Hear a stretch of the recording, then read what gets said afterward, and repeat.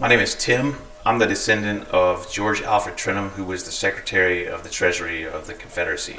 What interests you in doing this project? What interests me in doing this project is taking a look at all of the things that I learned when I was going through school in South Carolina, where we were basically told that slavery was not a big deal. A lot of slaves loved their masters and felt safe and protected by them, and that they were essentially happy being in servitude, that the Civil War was just about states' rights. It was never explained why, that the secession was a matter of personal pride for a lot of people, and that everybody in the South and the North was committed to fighting for their specific state. We learned a lot of these things in an effort to whitewash actual history, and it wasn't until the past 10 years that I've gone back and taken a critical look at the things that I learned and found out that a lot of them were obfuscated or just outright false. If you're in the elevator with Steven Spielberg and Steven Spielberg says, hey, I hear you're doing a documentary. My documentary is about fill in the blanks. What would my elevator pitch to Steven Spielberg be? Yeah. That's tough, because I would probably immediately change gears and talk to Steven Spielberg about the numerous Jews that fought for the Confederacy or the Union. It's not helping me.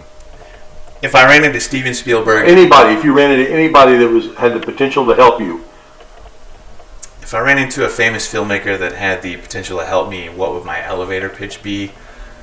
I would tell them that I want to present an unbiased view of what I've learned about the things that I had previously learned and how those were not exactly correct, and try to correct some misconceptions, but also try to steer away from targeting specifically all of the big name events of the war. I want to look at smaller things that would be considered errata or trivia, lesser known aspects of the war, like the tragedy at Ebenezer Creek, which is also called the Massacre at Ebenezer Creek, which took place in Savannah, Georgia, for example. About 5,000 what were called contraband, which is the word that was used at the time for liberated enslaved black people, were following a wing of Sherman's army, and the general that was in charge of that, whose name was Jeff Davis, not related to the Confederate president, was fed up with being delayed by these contraband, and he cut the bridge after his army crossed and left them to basically be massacred by pursuing Confederate cavalry, and a number of them jumped into the river to try to swim across and drowned. How are you going to keep your own bias from affecting the truth and accuracy of this project? I've spoken about my biases primarily from the perspective of somebody who believes wholeheartedly in the nation, the United States, for right or for wrong, all the bad things that have been done throughout history, but also all the good things. And my personal biases toward the Confederacy stem from just basically having been lied to about it. I'm aware of those biases, and I understand that there are potentially some positive aspects in discovering the history, as well as acknowledging that the United States itself wasn't perfect. For example, during Confederate Heritage Month, I dress up as Union General William Sherman, but I also acknowledge the fact that Sherman was kind of a bastard in regards to his actions against Native Americans. The guy was not a saint.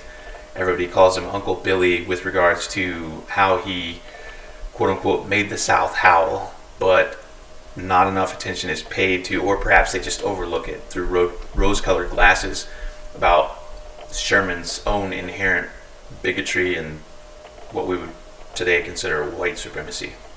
What kind of assistance are you looking to help you with this project? The assistance that we're looking for with this particular project is basically crowdfunding, raising enough money to get across the finish line for each of the 12 episodes that we want to do, plus any stretch goals that we may have, like dressing up as a Union general and walking through downtown Atlanta with a lit flamethrower. I'm just saying We already have a good idea of the 12 episodes that we want to do. I'm working with a talented producer and videographer, so we've already got the crew aspect. I also want to link up with some of the Sons of Liberty admins who live near the parks where we want to visit, like Gettysburg, with admins James and Matt, as an example. If there's people out there that want to help, that want to share their experience, that want to be a part of this, how can they volunteer their stories, their history, their time to help you with this project? People can volunteer their stories, their time, any suggestions that they may have through our social media. We have video presence on TikTok, YouTube, Facebook, Instagram. We link them on Blue Sky. So there's that you can leave a comment. You can reach out through the email address in our link tree, where you can suggest that we come visit such and such particular site that might not be a well-known example of an important or critical Civil War piece of history. Other ways that you can contribute, even if you can't spare any money whatsoever in this economy to donate to crowdfunding, you can still share the campaign on your social media. And of course, the almighty dollar is always welcome. Do you have anything else that you'd like to say? Nothing that isn't full of profanity. Okay, good. All right. Cut. And now it's time for the throw punch!